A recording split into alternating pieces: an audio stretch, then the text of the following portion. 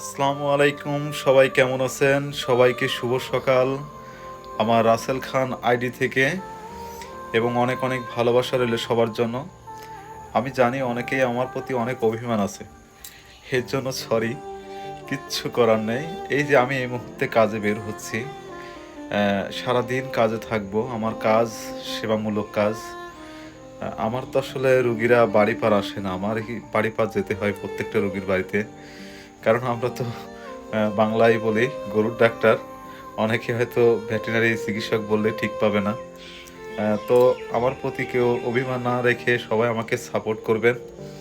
আমি চেষ্টা করব যখনই সময় পাই আমার প্রিয় বন্ধুরা যারা আমাকে সাপোর্ট করে তাদের পাশে থাকার জন্য।